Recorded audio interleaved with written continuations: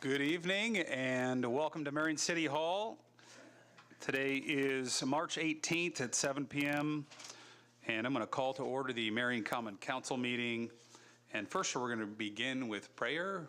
Is Reverend Adams in here tonight? I know he wasn't sure if he's going to make it last minute. Doesn't look like he's in here. Councilman Kane, would you like to do the prayer tonight? I'll do it. All right.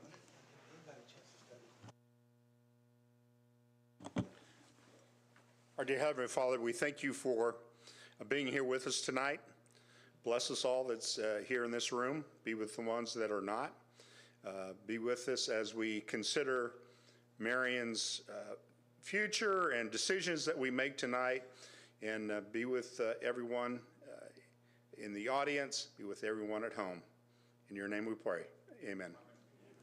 All right, Pledge Allegiance led by Councilman Whitten.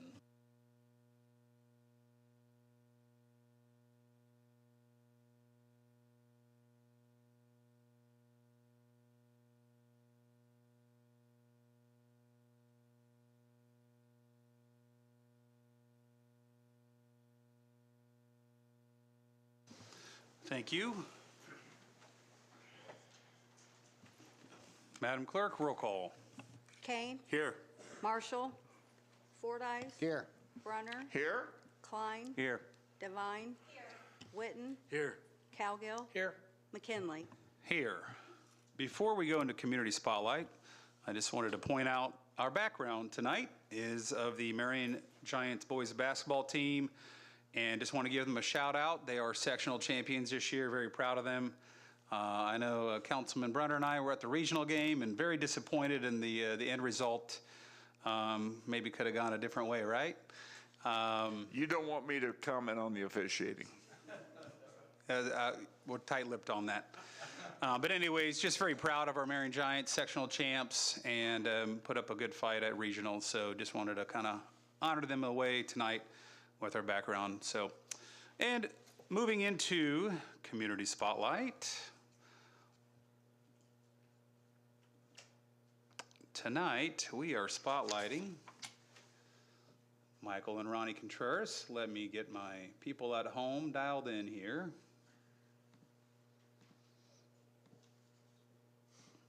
Okay, so tonight's Community Spotlight is Michael and Ronnie Contreras. Michael with Unstoppable Clothing and Ronnie with Nails by Ronnie. So both of you come on up here. Kind of gave them the what to do. Baby in tow. Come on, you guys stand right over here. I actually know Michael and Ronnie. They are graduates of Marion High School. Michael enlisted in the United States Marine Corps and served 4 years as a Marine, still is a Marine, right? Yes, sir. And served with my stepson as well. And so we got to visit you sometimes when we went out. And a little side story is that him and I are both on a rap song together. Believe it or not, he's a little bit of a side music producer. So my voice is on a rap song. It's a very little part because I'm horrible at it. But anyways, so he served 4 years, and really she did as well. I mean, she spent 4 years out there, and they served together in a way, right? And decided to come back to Marion and make something, and both of them are little entrepreneurs. So they both are located in the Boston Hills Center. Michael has this Unstoppable Clothing brand that he's doing very well with, and I have my own shirt. I'll show. This is a lot. He has a lot of different versions, but Unstoppable. It's a lot of like motivational type stuff, but it's pretty cool too. A lot of cool swag he's got. So that's my shirt. But and then Ronnie is a professional nail technician. Is that what I don't know the term, but she doesn't do mine. So, but anyways, yeah. So they're both small business entrepreneurs here in Marion, and that's what we want. We want people to, try and start businesses and be successful. And I thought, what a better way than to try and promote them and support them here at the council meeting. They both have a website, so if you're watching at home or if you're here, their websites are up on the screen. And they both have Facebook pages as well for Unstoppable Clothing and Nails by Ronnie. So I just want to open it up to them. I will give you the floor, Michael, and then Ronnie, however you want to do it.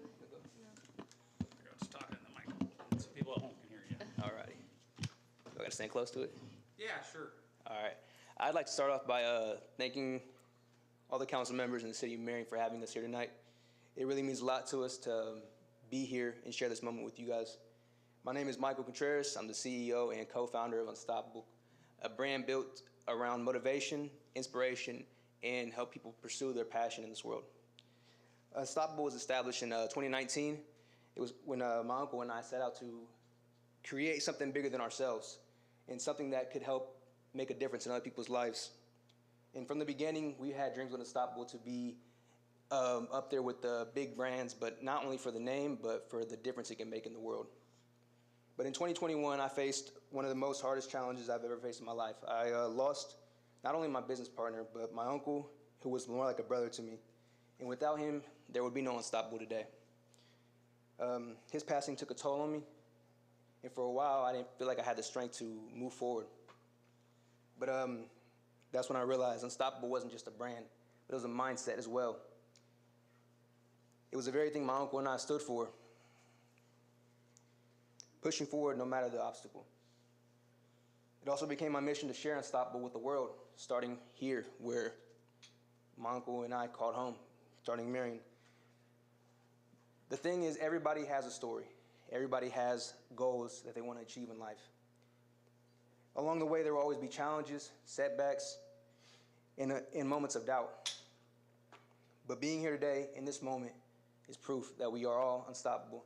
And I thank you guys all for your time, and I hope to see you guys all in the future. Thank you.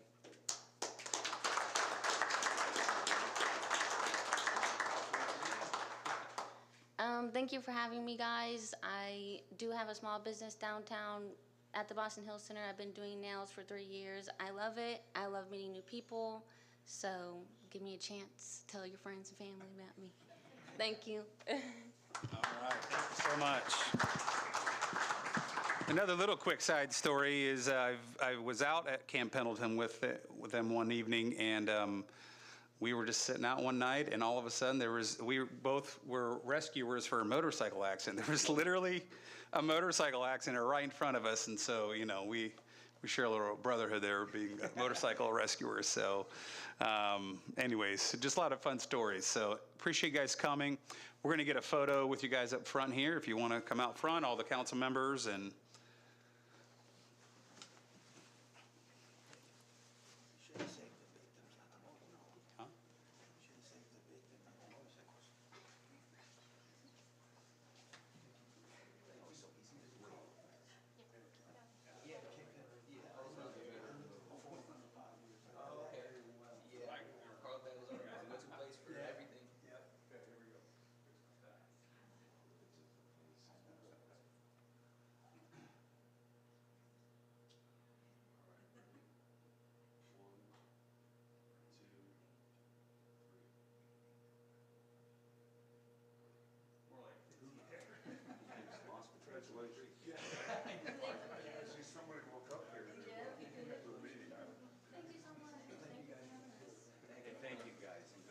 Thank you. Appreciate you. See you soon. Hey, we'll see you. Yeah. Thank you, sir. Thank you. Good luck. All right, Brian, I've got you a nail tech now, so we're all good. Okay. All right. It never gets old doing community spotlights. So, and neither do city employee spotlights. Speaking of city employee spotlights, we are spotlighting Whitney Gilbert tonight, and I'm going to switch it up for my people at home. All right, so Whitney Gilbert, where are you at? Come on up here. She sat all the way in the back, has to do the long walk there.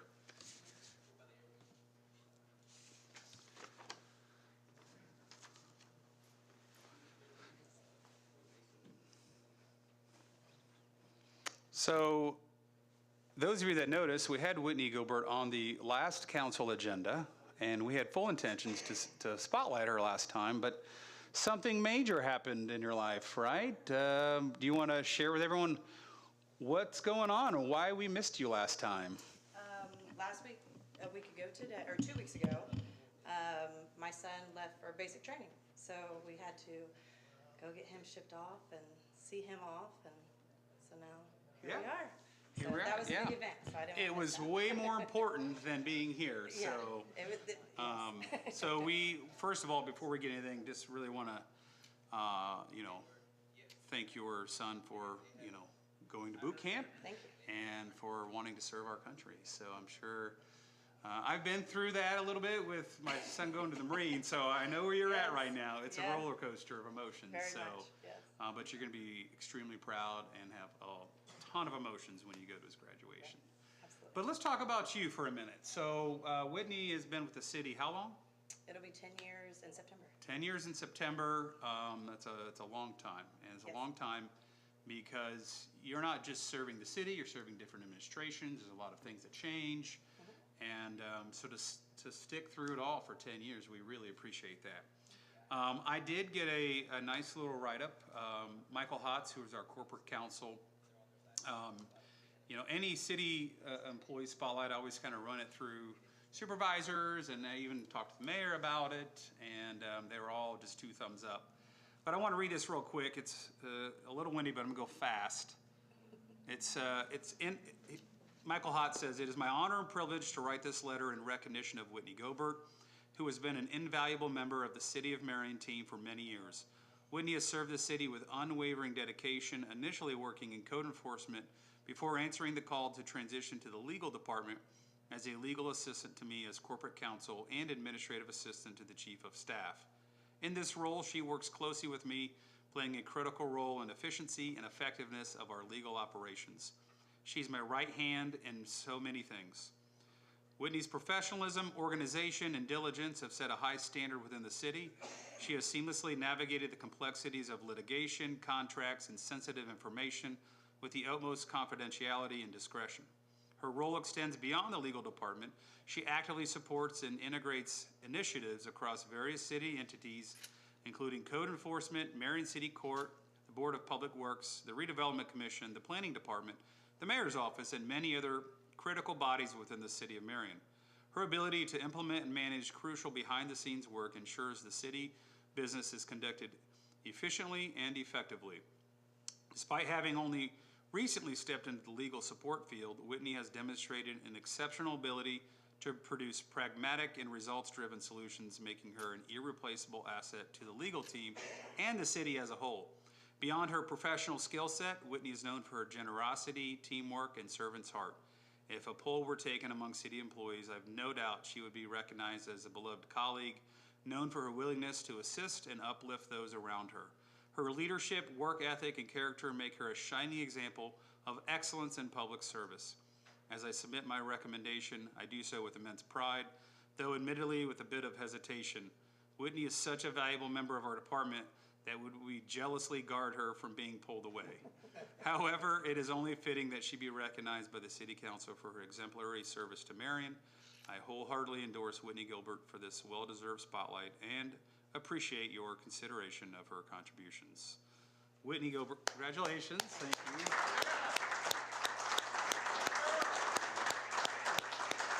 You want to come up here? You want to say anything? People can hear you. You can just stand and talk. Okay, perfect.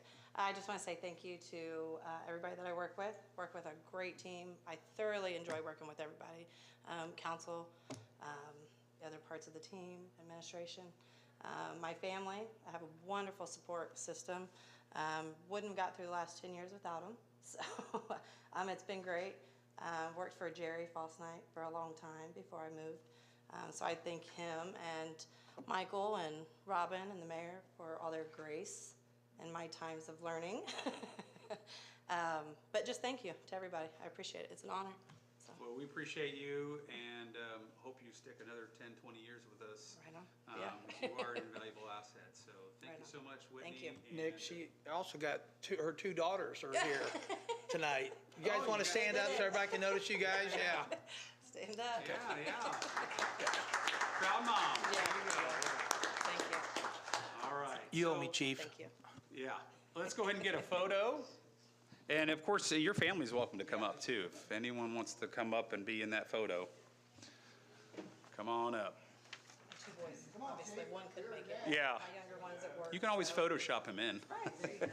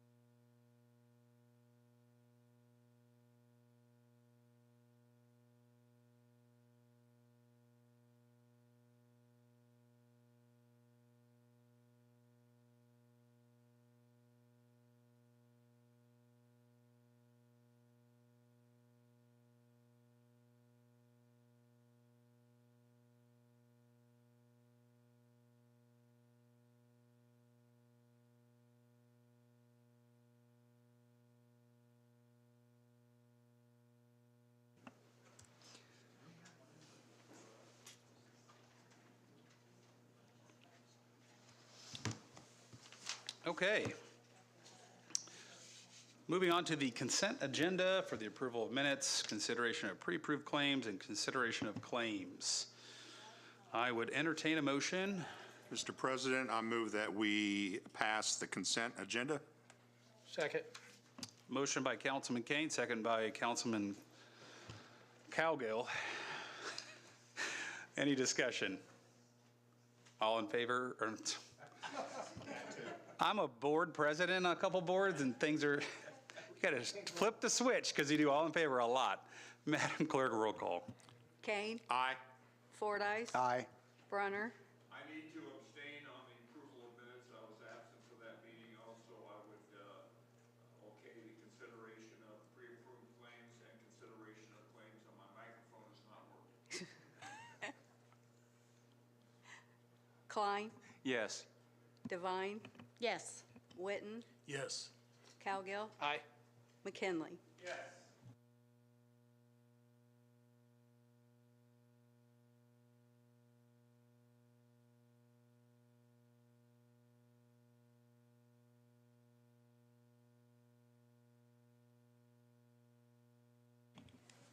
All right. Consent agenda has passed. And moving into committee reports. Do we have any committee reports? Yes, Councilman Klein. Thank you. Eric, I was giving you a chance to get yours in there first. Fair enough. Thank you.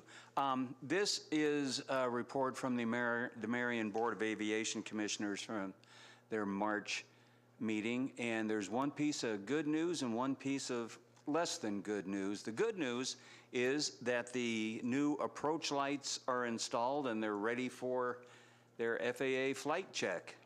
And the other news is that the fuel system, both the fuel farm out there, both projects, the jet fuel and the other, the deadline for bids came and went, and there were no bids. So they're going to advertise, they're going to re-advertise, they're contacting businesses that might be interested, and from what we were told, there's been some confusion leading to the hesitation. There's been some confusion about the effect of potential tariffs, and particularly steel and such. And that's the Board of Aviation Commissioners report. Thank you for that. Any other committee or liaison reports? Councilman Cowgill. We had a traffic commission meeting earlier today, and the two issues was at Garfield and Nelson right there. We had a citizen that lives right there at that corner who was wanting to put up a three-way stop because he says people are just running through and speeding, and the problem is just one block back there's a stop sign already. So sometimes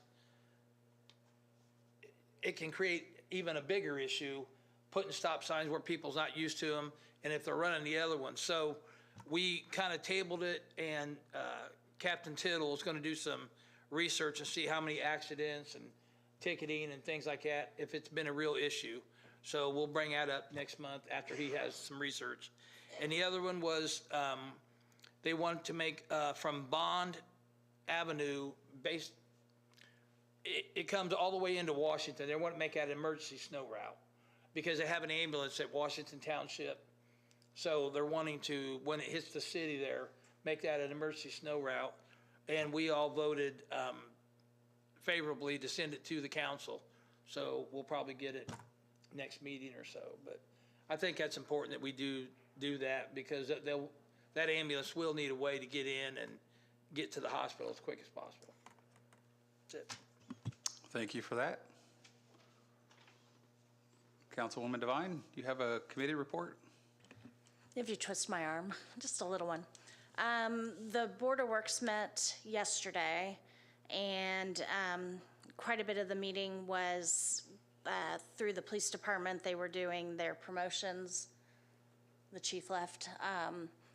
So they were recognizing all the promotions that had been done but had not been gone through the Board of Works in the last, I would say probably the last year.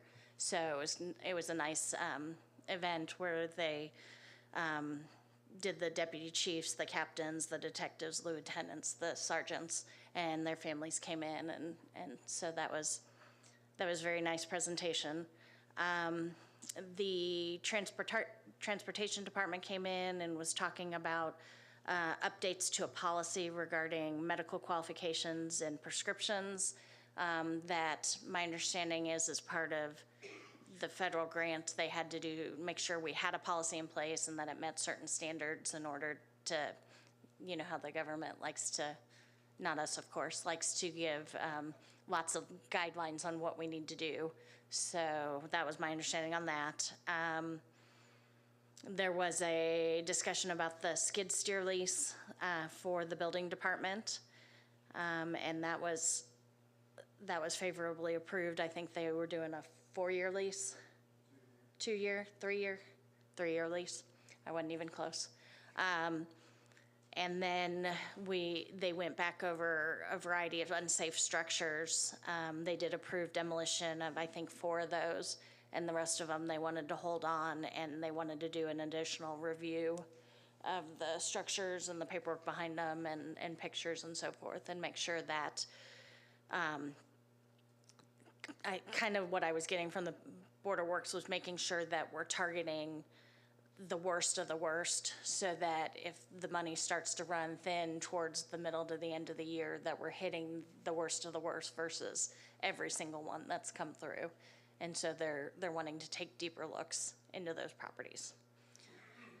I did not attend the utility services meeting last month because I had a swim meet that was at the same time. I believe she sent out minutes from the previous meeting with the agenda that's for the meeting this week. But she said that it's been fairly uneventful. They've mostly been working on customer requests, talking about the updates to where they were discussing about allowing the water to drip to keep from freezing pipes, and they would do adjustments. And then because of the weather, most of the projects were on hold. So it's just been a fairly quiet time for them. She anticipates after this meeting this week, then things will start rolling again and projects will start going again, and we'll get more updates as we go from there. All right, thank you. Any other committee reports? Okay, we don't have any unfinished business tonight, all new business. I'm going to start with Resolution 5-2025. A resolution authorizing the filing of an application with the Indiana Department of Transportation for a grant under Sections 5311 and 5339 of the Federal Transit Act as amended. This council resolution authorizes the mayor and the Marion Transportation Department to apply for 2026 federal and state operating and capital expense subsidies the city bus system has received since 1980. These grant funds are administered by the Indiana Department of Transportation for over 40 public transit systems statewide. This council resolution is one of many annual administrative requirements for receipt of such grant subsidies. Current combined federal and state operating expense subsidy ratios allow reimbursement of up to 75% of operating expenses. Current federal capital subsidy levels for vehicles is 80 to 85% of capital costs. Speaking, Chuck Martindale. Good evening. Ms. Goodman laid it out perfectly for me, so I really don't have anything else to add. I'm happy to answer any questions I may be able to. You know, Jeff Edwards, the transit director, is here, as well as Pam Lemming, our office manager. And so we have our backup here also if you have any detailed questions that they can answer. We thank you for coming tonight. I just have one question. Is this pretty much identical to last year's, or is there anything substantially that's changed? No, it's about the same, and we haven't received any guidance as far as any changes right now. The application will be, will show up online through NDOT's database on Friday, and it's due in the middle of May. So we have, a number of things to do between now and then to get it in. And basically, as Ms. Goodman said, and as far as what we know from NDOT, it's going to be the same categories, the same. So we are receiving Jeff's ordered 2 new buses this year, and we got a grant, a capital grant in addition to our operating grant for this year for 2 new buses, and they're going to pay, the feds are going to pay for 85% of the cost of these buses this year, because all of our buses are equipped for handicapped accessibility. So we're looking forward to get them and put them in the fleet. They'll replace 2 older units. This year, we're receiving $840,000 of federal funds, just at $300,000 of state funds, and that makes up about, well, this last year, 2024, those funds reimburse 71% of the cost of Marion Transit, and we assume it's going to be about the same thing this year. So, Marion Transit is highly subsidized. All right, thank you. Any questions, council members? Go ahead, Councilman, or Vice President Fordyce. I'd just like to make a comment to Chuck and Jeff. Your organization and your professionalism down at that department is just amazing. Yeah, thank you. It's probably one of the most organized, professional, cleanest departments I've seen in the entire city. I've been down there and went through it with Jeff, and they bring the buses in, they wash every single bus, they sanitize every seat, every roll bar, every grab bar. Then they take them into the mechanic shop. He runs through and does a complete, I don't know, it's probably 100-item safety checklist when they're in there, even if it's just to change the oil. It is so impressive, you would not believe it down there. The tool crib is locked up. He's got tires ready, mounted, aired up, ready to go. It is just phenomenal, the organization and professionalism of that department and the cleanliness. I mean, if you haven't been down there, you should take time to go down there and look at it. I mean, it's just so systematic and organized. It just blew my mind. I couldn't believe it. So I want to commend you. Thank you. Very much on the way that you run your department. And thank you very much. Jeff has a very good workforce, and they do a good job. They Thanks a do. lot. They We do a appreciate your fantastic comments. job. We Yes. appreciate that. Thank you. Thank you for that, Vice President Fordyce. Any other council members? Okay, I would entertain a motion. Mr. President, I move that we pass resolution number 5, 2025. Second. Motion by Councilman Kane, second by Councilman Klein. Any discussion? Madam Clerk, roll call. Kane, Aye. Fordyce, Aye. Brunner. Aye. Klein, Yes. Devine, Yes. Witten, Yes. Cowgill, Aye. McKinley. Yes, Resolution 5-2025 is passed. Thank you so much for all the work you do. Appreciate it. Appreciate Thanks a it. Moving into General Ordinance 5-2025, amending Ordinance 3-2025, first reading. An ordinance fixing the maximum salary of appointed officers and employees and annual payment of flex dollars, $250, to non-contractual full-time employees of the City of Marion, Indiana, for the year of 2025. Marion Police Department is taking the necessary steps to modify our current model for the civilian security personnel in order to increase the safety of staff and the citizens who enter City Hall from employing all part-time positions to a model that funds 2 full-time positions and 3 part-time positions. Speaking, Police Chief Dave Gilbert. Welcome, you. Chief. Thank you for coming. Mr. President, members of the council, thanks for having me and taking your time. I'll try to be as brief as possible, but still explain. I sent an email to your work email, so hopefully you got that. I didn't do a portfolio. I thought it was a pretty simple project, but in a nutshell, we want to try to modify the method that we're using to staff the entry point and security in the entire building. What we're doing right now probably isn't working the way we'd like for it to. We're funding all part-time positions. I think that part of what that does is limit the people who might be interested in the job. I think pay is probably part of it too, but for whatever reason, we're having trouble staffing those effectively. Right now we have 3.5. One person, the young man who is manning the station right now is kind of a floater. He comes in and helps us when he can, but he's not a full-time part-timer. And then we have We have the other staff that we just try to make it work. But it just sometimes, Deputy Chief Bushy's in charge of that on our behalf, and it just seems like sometimes we're struggling to man the post, be consistent with it. I know Councilman Klein mentioned he visited one day pretty recently, and it was unmanned, and that's unacceptable. We don't want that. So this may not be the solution, but I think it's part of a solution. I just want to go from the full part-time model to 2 full-time positions, and then the rest of the staff would be part-time positions. Right now, we'd say 3, but we'll evaluate when we roll it out if you approve. I think it provides the opportunity. I gave you a listing of things I think would benefit. More consistent coverage throughout the week, the opportunity, the ability to do roving patrols in the upper floors, to respond if there is a disturbance somewhere with more than one person, and to respond without leaving their entry point unmanned if there's a fuss upstairs of some sort. Just more consistent coverage and not put us in crisis mode every time someone has to take a day off for being sick or something like that. So for all kinds of reasons, I think it behooves us to do something different to try to improve that service. We're operating on a skeleton crew right now. I think by offering a full-time and a part-time position, I think it'll also make the position maybe more marketable, or more people might be interested in doing the job.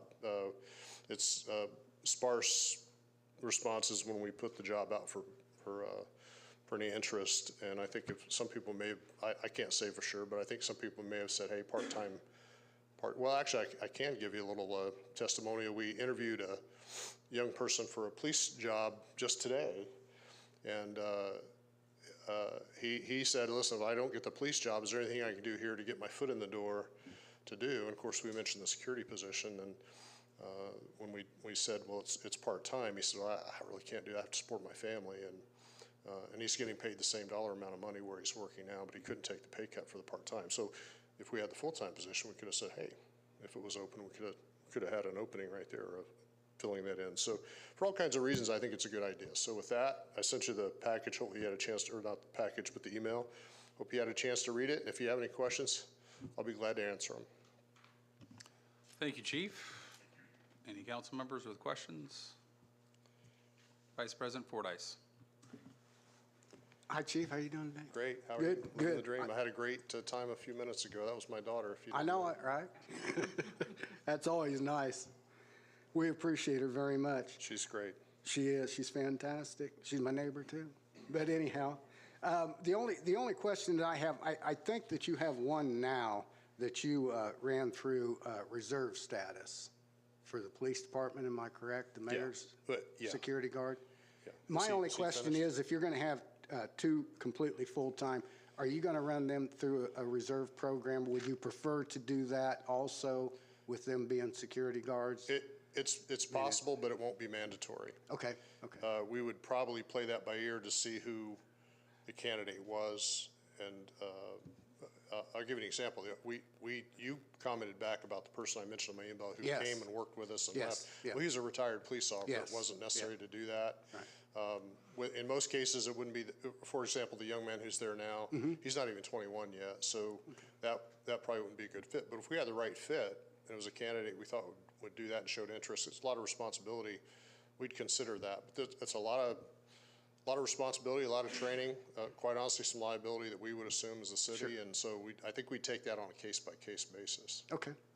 The only other question I have is, and you probably remember this, on the metal detectors, we started that with the court. The city court purchased those to put those metal detectors out there. I'm uninformed. I don't know If you remember that. No, I wasn't involved in those decisions. Michael Hotz, I believe, was the one that initiated those metal detectors, and they paid for that out of the city courts. I noticed that, my only question was, I know we did away with the full-time bailiff for the city because we had some problems with that, and the county brings over the prisoners. But I noticed there's still a part-time bailiff in the courts, an allowance for that. Do you guys still monitor the court during court sessions? Actually, not under normal circumstances. Okay, That's okay. outside of my bailiwick. We don't. Okay, I didn't know if the security guards would take that position during courts. It's not my intention that they do that, but we have an okay. open mind. But I'd prefer to focus on just security of the building. Okay, thank you. That's all the questions I have. All right, thank you.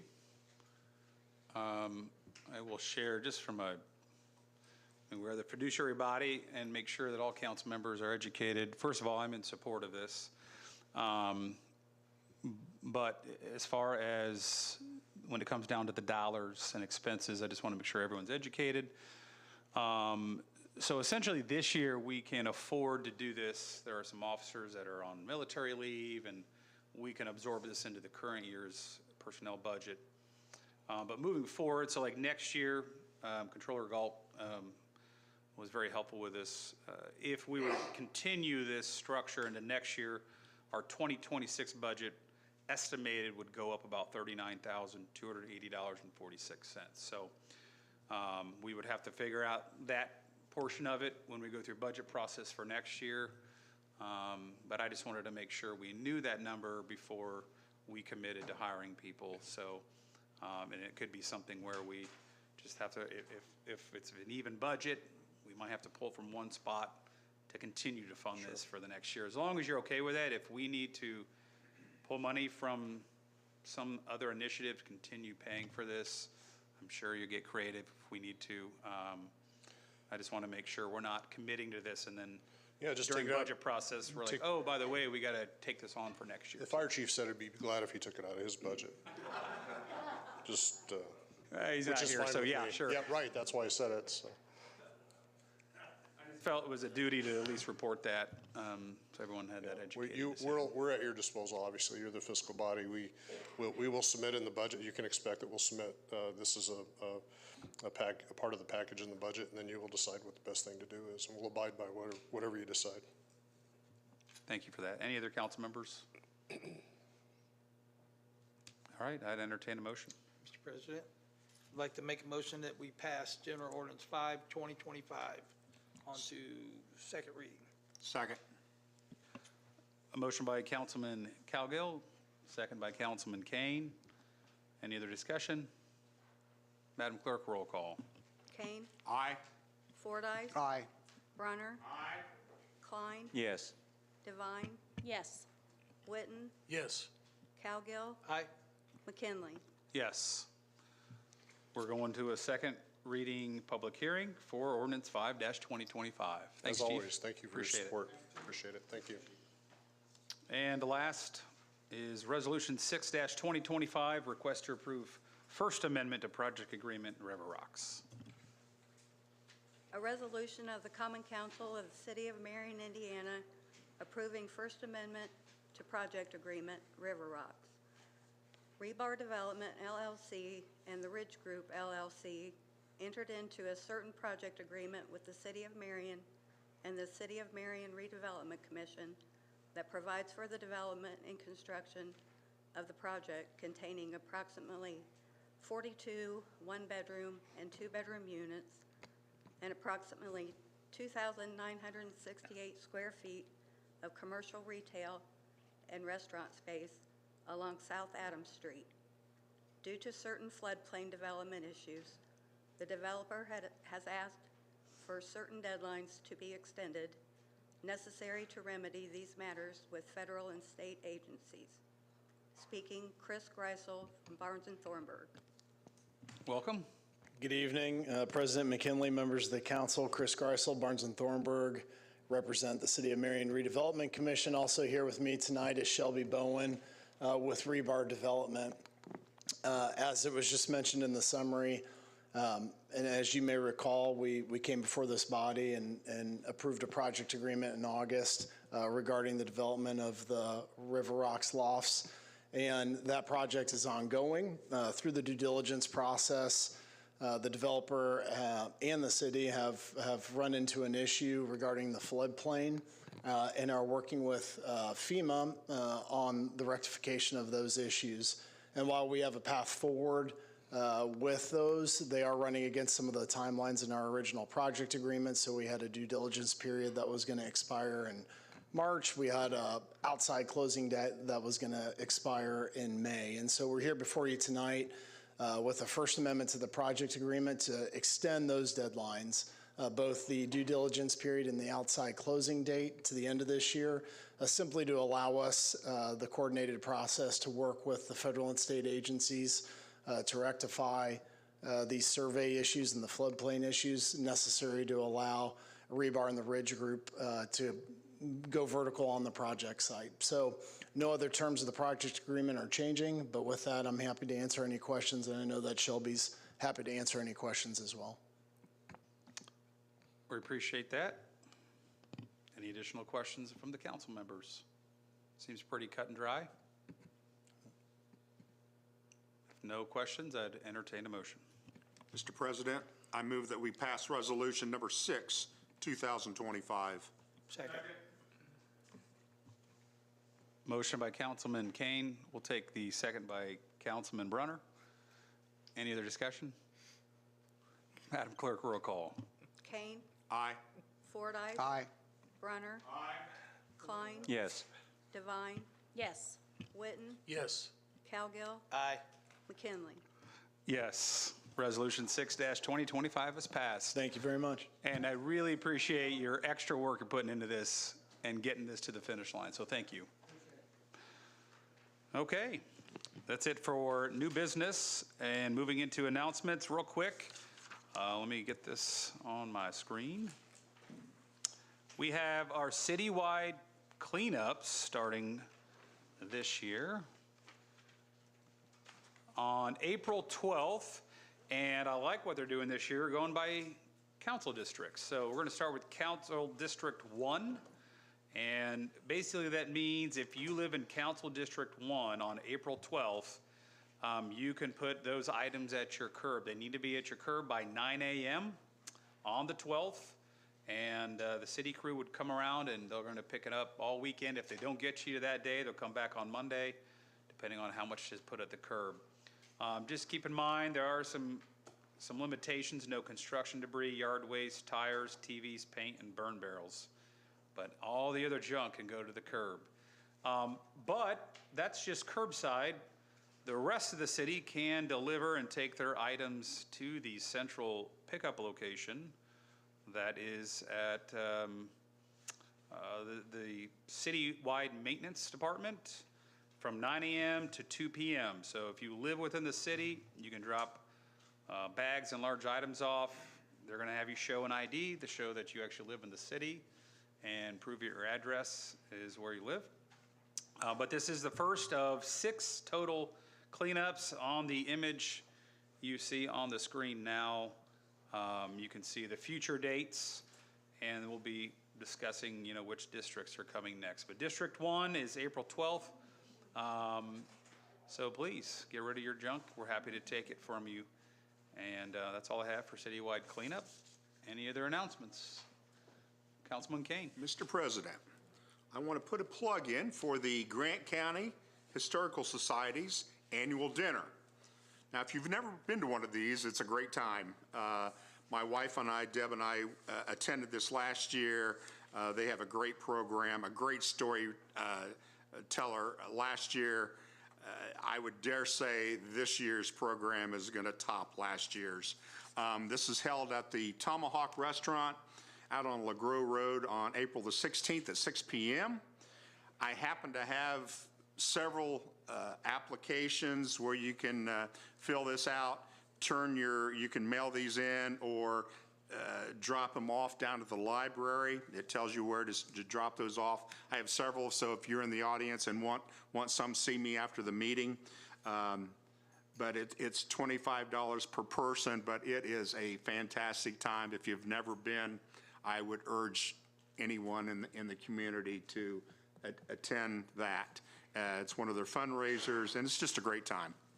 Thank you. All right. Thank you, Councilman Kane. Any other announcements?